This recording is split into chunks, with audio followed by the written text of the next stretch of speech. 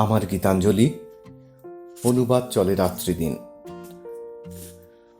और रवि ठाकुर है তোকে এই বসেখে গ্রামে নিয়ে যাব। শহর তোকে লাচায় কোঁদায়, ব্রিজ বানিয়ে রোদে পুড়ায়। সেই যাতনা আর না সহিব। और रवि ठाकुर है তোকে এই বসেখে গ্রামে নিয়ে যাব। রবি ঠাকুর পেন নাম হয়ে কবিতাটি এভাবেই ছুঁয়ে থাকে আমার অস্তিত্ব আর চেতনা। অরুণ কুমার চক্রবর্তী অকপটে বলে ফেলেন যেন আমারই মনের কথা, যেন প্রকাশ করেন সমসাময়িক অভিজ্ঞতা। রবীন্দ্র চর্চার তালে গলে অগ্নি দেবতার মতো ক্ষুধামান্দ রোগে আমরা সবাই আক্রান্ত আপামর জনতা। কিছুটা সে অতি ভক্ষণে, কিছুটা অনভ্যাসে, আর বাকিটা হলো হুজুগের আতিশয্যে। দারুণ এক গল্প শুনিয়েছেন অধ্যাপক প্রাবন্ধিক সুধীর চক্রবর্তী। এ ব্যাপারে আমার একটা পুরনো অভিজ্ঞতার কথা আর একবার লিখছি। তার শতবর্ষের দেশব্যাপী মহোৎসবের পরের বছর শান্তিনিকেতনের উত্তরায়ণ প্রাঙ্গণে সামনের পিচ রাস্তায় ভ্রাম্যমান মৃৎশিল্পীরা সাইকেলের কেরিয়ারে ঝুড়িতে করে ছোট ছোট রবীন্দ্রনাথের মূর্তি বিক্রি করছিলেন। অদক্ষ হাতে তৈরি আশপাশের গ্রামের শিল্পী রচনা, তারই ছাঁচের নির্মাণ। সস্তায় রবীন্দ্র পুতুল অনেকেই টুরিস্টরা কিনছেন শান্তিনিকেতনের স্মৃতি হিসাবে। আমার কৌতূহল হলো, জিজ্ঞেস করলাম, এসবের কিরকম দাম? শিল্পী বিক্রেতা বললেন, বড় না ছোট, কাঁচা না পাকা? কাঁচা না পাকা মানে পোয়ানে পোড়ানো হলে পাকা, নইলে কাঁচা। তা ধরুন কাঁচা রবীন্দ্রনাথ হলে 5 টাকা আর পাকা রবীন্দ্রনাথ হলে 10 টাকা। এ হলো ছোট সাইজের দাম, আর বড় সাইজের হলে 15 টাকা আর 25 টাকা। আর হ্যাঁ, বড় সাইজ কিনলে সঙ্গে একটা প্যাঁচা ফ্রি। আজও এতদিন পর রবীন্দ্রনাথ এখনো অধরাই থেকে গেলেন। আড়ম্বর আর লেনদেন তো রবীন্দ্রনাথ নয়। চারিদিকে দেখবেন এখন বিস্তর প্রস্তুতি, অথচ ফাঁক থেকে যায় রবীন্দ্র পাঠে, অনুধ্যানে। 1952-তে রবীন্দ্রনাথ ও উত্তর সাধক প্রবন্ধে সখেদে বুদ্ধদেব বসু লিখেছিলেন, তিনি যে একজন খুব বড় কবি তা আমরা অনেক আগেই জেনে গিয়েছি। কিন্তু যে কথা আজও আমরা ভালো করে জানি না কিংবা বুঝি না, সে কথা এই যে বাংলাদেশের পক্ষে বড্ড বেশি বড় তিনি। আমাদের মনের মাপজোকের মধ্যে কুলোয় না তাঁকে। আমাদের সহ্য শক্তির সীমা তিনি ছাড়িয়ে যান। রবীন্দ্রনাথ বোধহয় জানতেন সব কথা। আমরা তো তারপর এত বছর পেরিয়ে এলাম, কথাগুলো বদলালো কই? মনে পড়ে সেই দিনটি যেদিন গীতাঞ্জলি কাব্যগ্রন্থের জন্য নোবেল পুরস্কারের খবরে উচ্ছ্বসিত 500 মানুষ পৌঁছেছিলেন শান্তিনিকেতনে। স্পেশাল ট্রেনে, স্পেশাল আবেগে। সেদিনটা ছিল 1913-র 23শে নভেম্বর। খুশি হননি রবীন্দ্রনাথ। অ্যান্ড্রুজের মতো অনেকেই দেখেছিলেন রবীন্দ্রনাথের ব্যথিত, দুঃখিত, পরম কষ্টের মূর্তি। যারা সেদিন এসেছিলেন তারা কি সত্যিই রবীন্দ্রনাথকে বুঝে এসেছিলেন? গীতাঞ্জলি কি তাদের একটুও ভাবিয়েছিল? এ মণিহার আমার নাহি সাজে গাইবেন ভেবেও রবীন্দ্রনাথ বড় বেদনায় শুনিয়েছিলেন কঠোরাপ্ত বাক্য।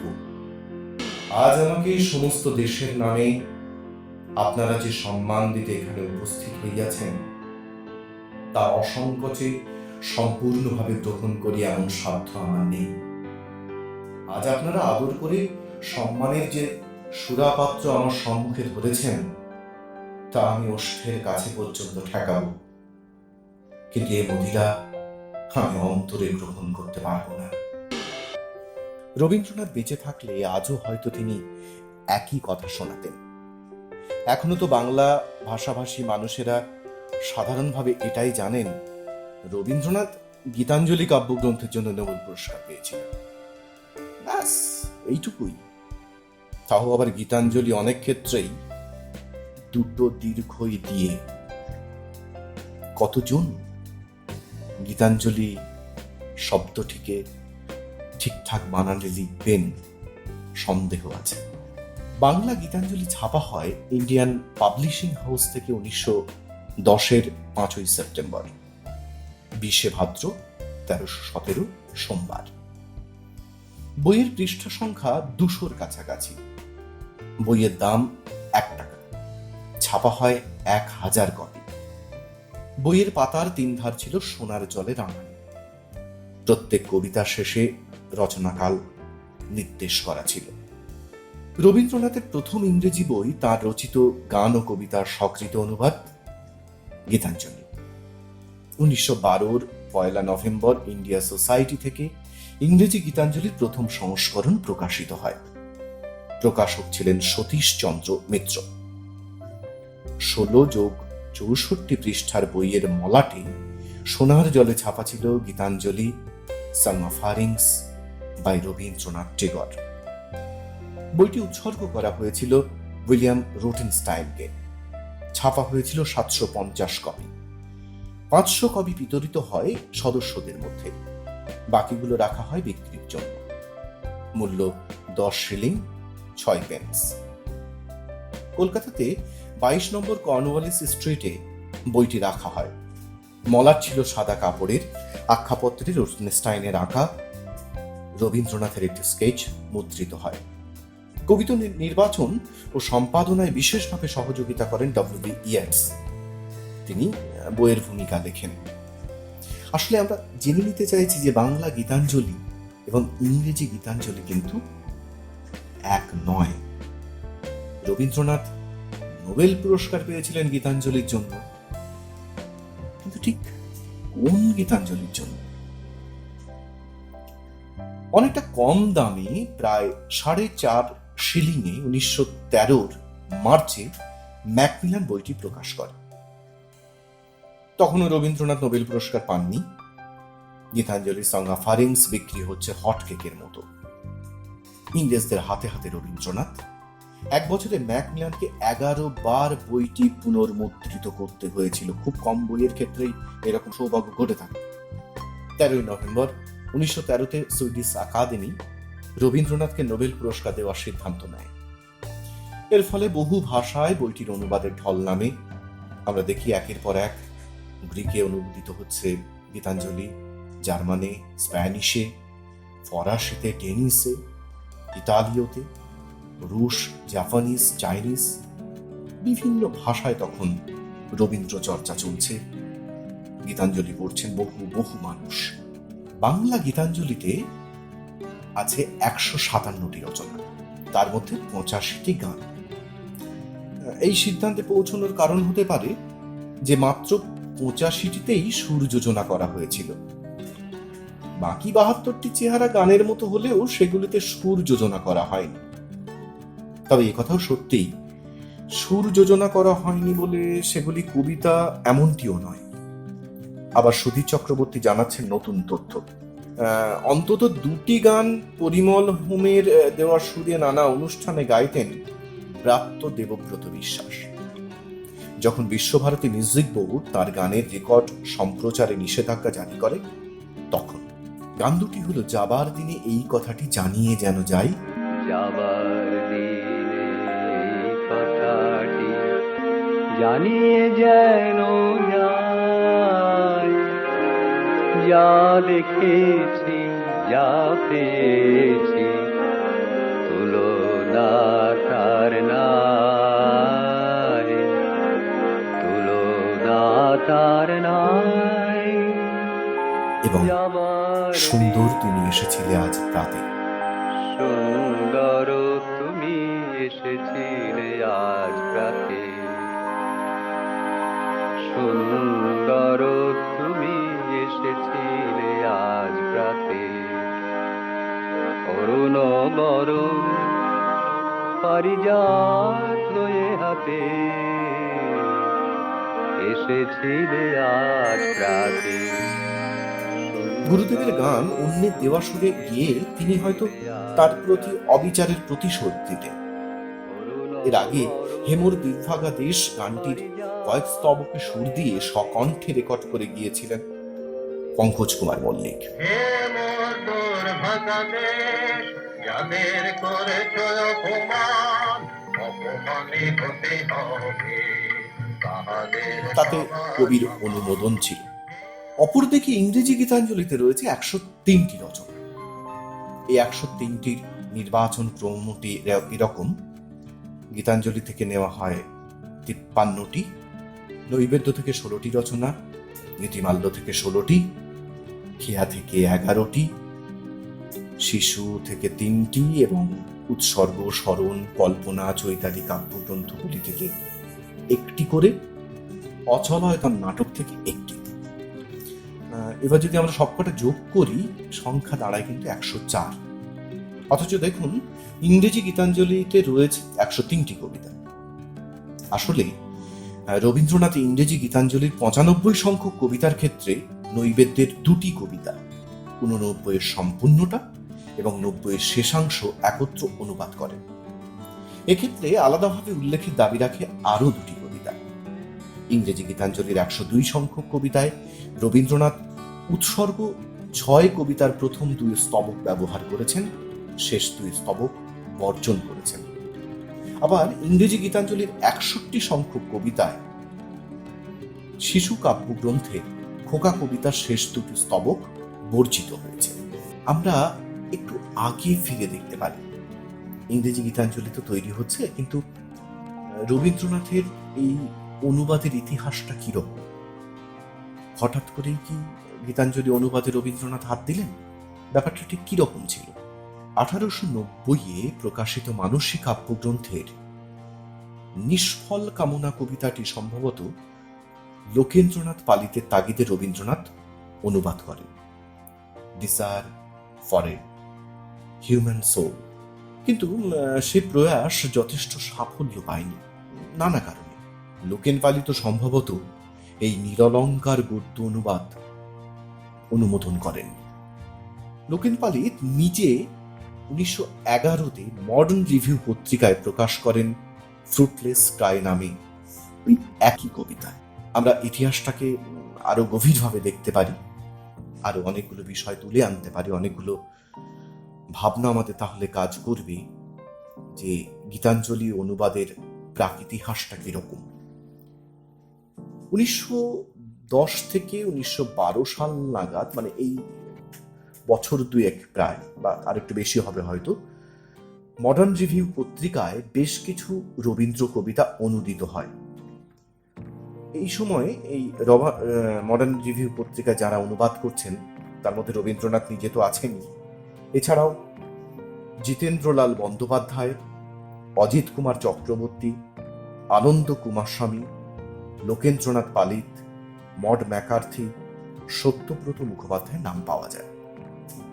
এছাড়া আলাদাভাবে তখন মডার্ন রিভিউ প্রকাশ করছেন না, অথচ রবীন্দ্রনাথের কবিতা অনুবাদে মগ্ন ছিলেন লখনৌয়ের অধ্যাপক সত্যেন্দ্রনাথ রায়, ঢাকা জগন্নাথ কলেজের অধ্যক্ষ ললিত মোহন চট্টোপাধ্যায় প্রমুখ।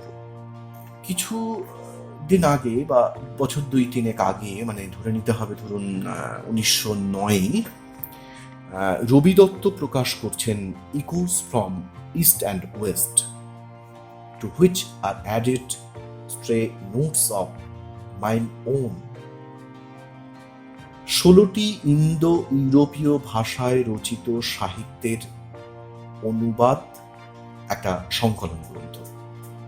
এই সংকলন গ্রন্থে রবীন্দ্রনাথের 11টি কবিতা ও গানের ইংরেজি অনুবাদ প্রকাশ পায় এবং কেউ কেউ সেই অনুবাদের প্রশংসাও করে। উর্বশী কবিতার প্রশংসা তো অ্যান্ড্রুজ নিজেই করেছিলেন একটা সময়। কিন্তু রবীন্দ্রনাথ এই অনুবাদে খুব একটা সন্তুষ্ট হননি। 1912 সালের 14 মে প্রমথলাল সেনকে রবীন্দ্রনাথ লিখছেন, রবি দত্ত আমার কবিতার যে তর্জমা করিয়াছেন তা একেবারেই ভালো হয় নাই। অতএব সেটা কাউকে দেখাবার যোগ্যই নয়। আমার কবিতা ইংরেজিতে ঠিকমতো তর্জমা করবার আশাই করতে পারিনি। ছন্দবন্ধে তো নয়, বেশ সাদাসিধে পড়তে তবু চলনসই রকম হতে পারে। ইংল্যান্ডে গিয়ে যদি সম্ভব হয় চেষ্টা করতে। অন্যের অনুবাদে রবীন্দ্রনাথ আসলে সম্পূর্ণভাবে সন্তুষ্ট হচ্ছিলেন না। নিজে অনুবাদ করবেন এরকম একটা প্রস্তুতি কি চলছিল? রবীন্দ্রনাথের কবিতার প্রতি রোটেনস্টাইনের আগ্রহ সেই প্রস্তুতির অনুঘটক হিসেবে কাজ করে। রবীন্দ্রনাথ নিজেরই কাঁধে তুলে নিচ্ছেন অনুবাদের দায়িত্ব। গীতাঞ্জলি অনুবাদের ইতিহাস রবীন্দ্রনাথ ইন্দিরা দেবীকে 6 মে 1919 পত্রে জানাচ্ছেন। গেলবারে যখন জাহাজে চড়বার দিনে মাথা ঘুরে পড়ল, বিদায় নেবার বিষম তাড়ায় যাত্রা বন্ধ হয়ে গেল। তখন শিলাইদহে বিশ্রাম করতে গেল। কিন্তু এমন অবস্থায় চুপ করে থাকা যায় না। হাড়ে যখন হাওয়া লাগে তখন বেজে উঠতে যায়। ওটা আমার চিরকালে অভ্যাস, জানিস তো। অথচ কোমর বেঁধে কিছু লেখবার মতো বল আমার ছিল না। সেই জন্যে ওই গীতাঞ্জলির কবিতাগুলি নিয়ে একটি একটি করে ইংরেজিতে তর্জমা করতে বসে গেল। যদি বলিস কাহিল শরীরে এমনতর দুঃসাহসিকতা মনে জন্মায় কেন, কিন্তু আমি বাহাদুরি করবার দুরাশায় এ কাজে লাগিনি। অসুস্থ কবি কি এ সময় গীতাঞ্জলির কবিতার মধ্যে খুঁজে পাচ্ছিলেন পরম নির্ভরতা? আত্মনিবেদনের সুর কি তাকে ভেতরে ভেতরে শক্তি যোগাচ্ছিল? অনুবাদে সে কারণেই আসে স্বাচ্ছন্দ্য, সরলতা। প্রকৃতির কোলে জীবন দেবতার সাথে তখন তো তার নতুন করে বোঝাপড়া। ছোট খাতা ভরে আসে। পকেটে সে খাতা নিয়ে জাহাজে চড়ে বসেন রবীন্দ্রনাথ। মনে হুসখুস করলেই আরো দু একটা তর্জমা করবেন এই প্রত্যাশায়। উপরোক্ত চিঠিতে তিনি আরো জানাচ্ছেন, এক খাতা ছাপিয়ে আর এক খাতায় পৌঁছানো গেল। রোটেনস্টাইন আমার কবিযশের আভাস পূর্বেই আর একজন ভারতবর্ষীয়ের কাছ থেকে পেয়েছিলেন। তিনি যখন কথা প্রসঙ্গে আমার কবিতার নমুনা পাওয়ার ইচ্ছা প্রকাশ করলেন, আমি কুণ্ঠিত মনে তার হাতে আমার খাতাটি সমর্পণ করলুম। তিনি যে অভিমত প্রকাশ করলেন সেটা আমি বিশ্বাস করতে পারলাম না। তখন কবি ইয়েটসের কাছে আমার খাতা পাঠিয়ে দিলেন। তারপরে কি হলো সেই ইতিহাস তোদের জানা আছে। পাঠক হিসেবে তো আমাদেরও সেই ইতিহাস কম বেশি জানা আছে। শিলাইদহে চৈত্র মাসে আমের বোলের গন্ধ, সকালের পাখির ডাকাডাকি, এসবে জারিত হয়ে রবীন্দ্রনাথ একের পর এক কবিতা তর্জমা করছেন। সে কবিতায় মিশে যাচ্ছে বাংলার জল হাওয়া, প্রকৃতি প্রেম, কোমল হৃদয়। কেবল অর্থ নয়, চিত্র নয়, কিংবা ধ্বনি নয়, আরো এক অনন্য বিস্ময় মিশে গিয়েছিল কবিতার পরতে পরতে। গীতাঞ্জলির কবিতা তাই চূড়ান্ত শিখরে আহরণ করে, আমাদের ভাবায়, নতুনতর বোধে উত্তীর্ণ করে। কবিতার অনুবাদ বোধ হয় প্রায় একটা অসম্ভব ব্যাপার। কবিতাকে নতুন আবহাওয়ায় নতুন করে পেতে হয়। মূল ভাবনা থেকে যায় কখনো সখনো হয়তো একই রকম। শিল্প দৃষ্টির পরিবর্তনে, বহিরঙ্গের পরিবর্তনে একটি নতুন কবিতার জন্ম হয়।